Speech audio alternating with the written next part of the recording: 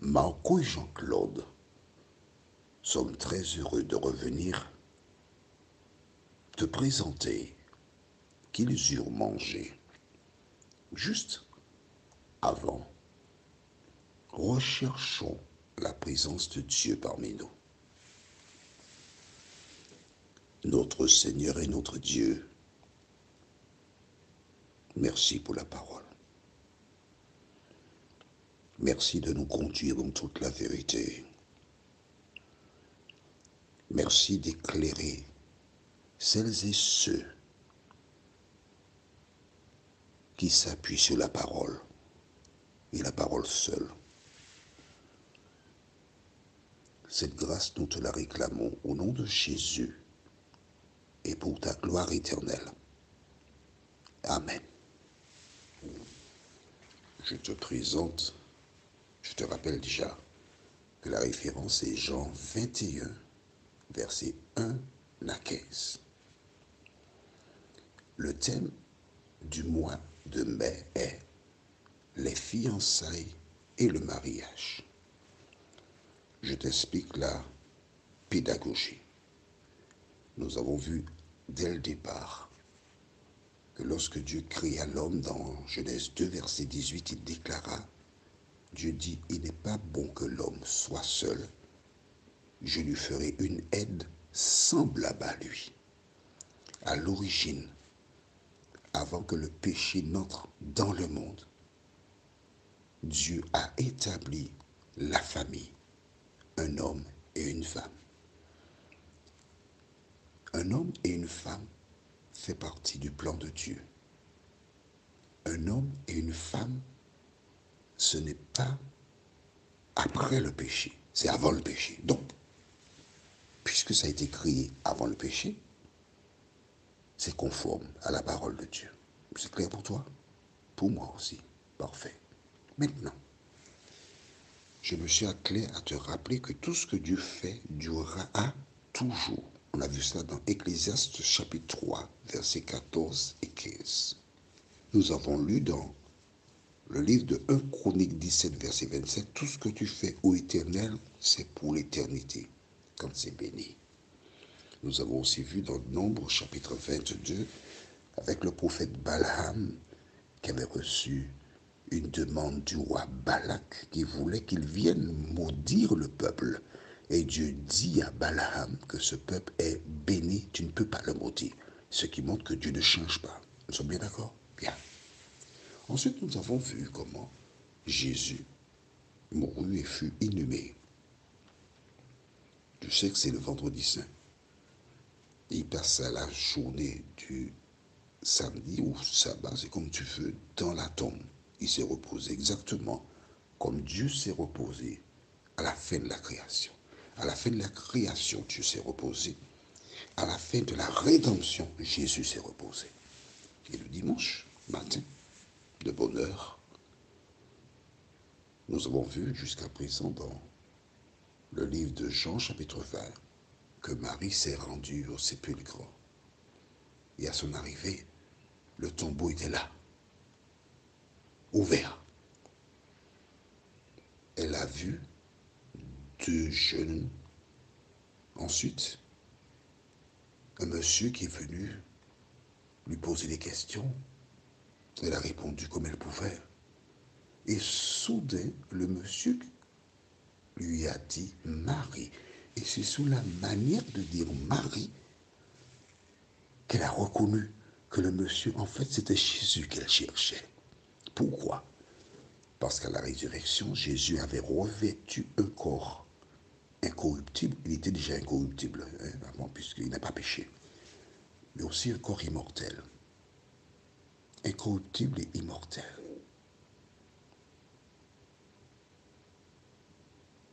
Donc nous savons qu'à la résurrection, nous aurons un corps physique avec une voix qui a changé, mais un corps physique. Mais est-ce qu'on va manger? Et c'est ça la question. Parce que manger, rappelle-toi, je t'expliquais que grand psychologue, M.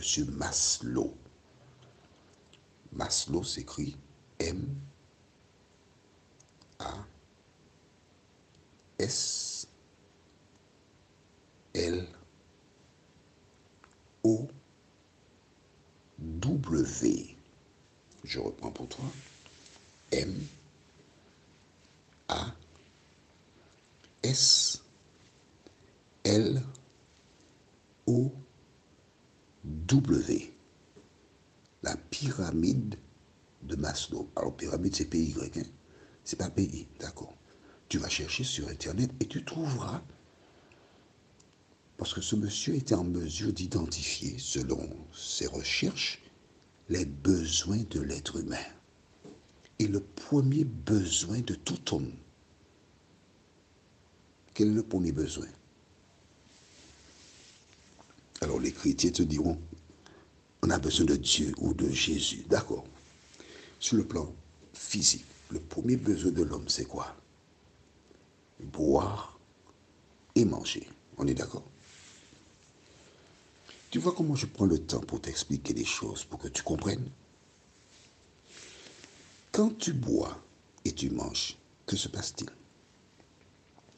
Le bébé, on lui donne le sein, et peu de temps après, que se passe-t-il? La couche est souillée. Est-ce qu'on est d'accord? Dès que tu manges et tu bois, automatiquement, il y a élimination des déchets. Et l'élimination des déchets, ça se fait comment? Les femmes et les hommes, par le biais de l'anus, évacuent sous cette forme.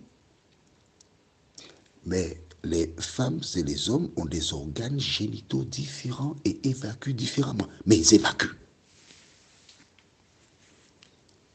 La question est de savoir si à la résurrection de Jésus, il a un corps, est-ce qu'il mange?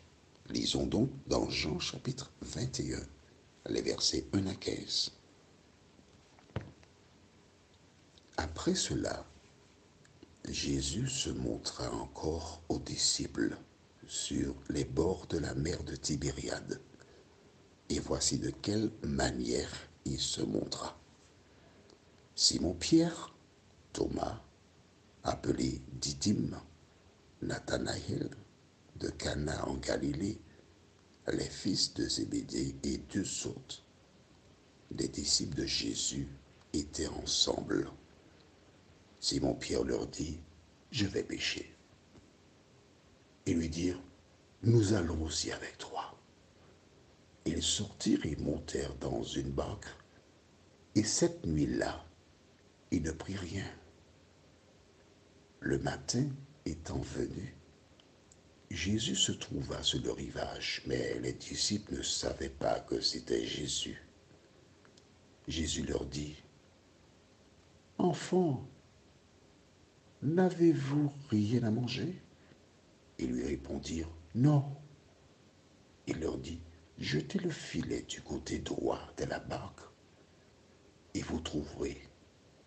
Ils le jetèrent donc et ils ne pouvaient plus le retirer à cause de la grande quantité de poissons. Alors, le disciple que Jésus aimait dit à Pierre, c'est le Seigneur. Et Simon-Pierre, dès qu'il eut entendu que c'était le Seigneur, mit son vêtement et sa ceinture, car il était nu, et se jeta dans la mer. Les autres disciples vinrent avec la barque, tirant le filet plein des poissons, car ils n'étaient éloignés de terre que d'environ 200 coudées. Lorsqu'ils furent descendus à terre, ils virent là des charbons allumés, du poisson dessus et du pain. Jésus leur dit, apportez des poissons que vous venez de prendre. Simon-Pierre monta dans la barque et tira à terre le filet plein de 153 grands poissons. Et, quoiqu'il y en eût Pourtant, le filet ne se rompit point. Jésus leur dit, venez, mangez. Et aucun des disciples n'osait lui demander, qui es-tu? Sachant que c'était le Seigneur. Jésus s'approcha, prit le pain et leur en donna. Il fit de même du poisson. C'était déjà la 3e fois que Jésus se montrait à ses disciples depuis qu'il était ressuscité des morts. Après qu'ils eurent mangé, Jésus dit à Simon-Pierre, Simon, fils de Jonas, m'aimes-tu plus que ne m'aime ceci? Il lui répondit, oui Seigneur, tu sais que je t'aime.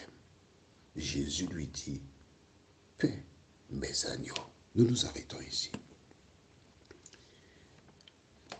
En fait, ce qui nous intéressait vraiment, c'est le début du verset 15.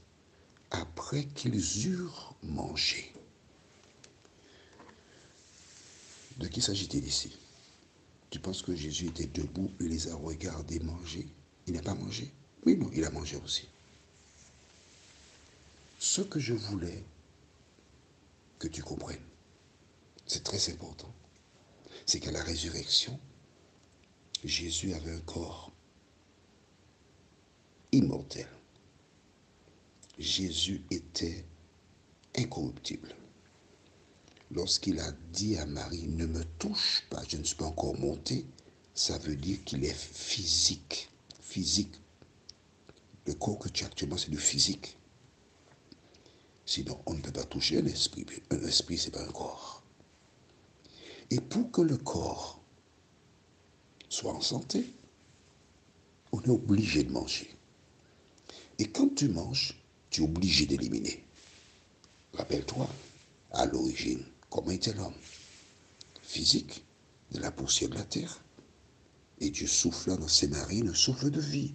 Genèse 2, verset 7.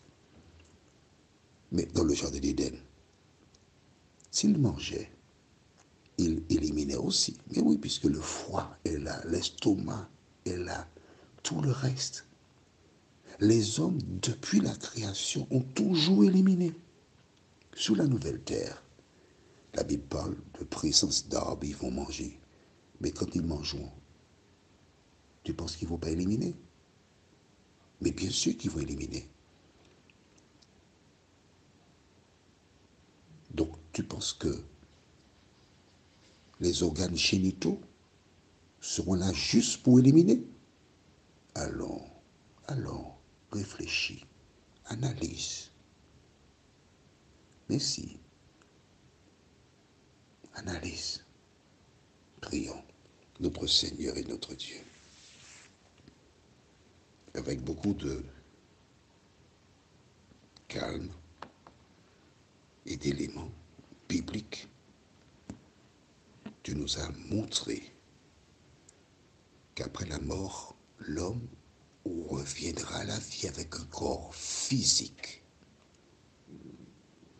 transformé, incorruptible, immortel, et qu'il mangera. C'est un besoin physiologique. Merci Seigneur de continuer de nous éclairer. Au nom de Jésus pour ta gloire éternelle. Amen. Notre prochaine étude se trouve dans Matthieu 22, les versets 23 à 28. Le thème est « Duquel des 7 ?» C'est là on verra ce que Jésus a dit sur le mariage après la résurrection.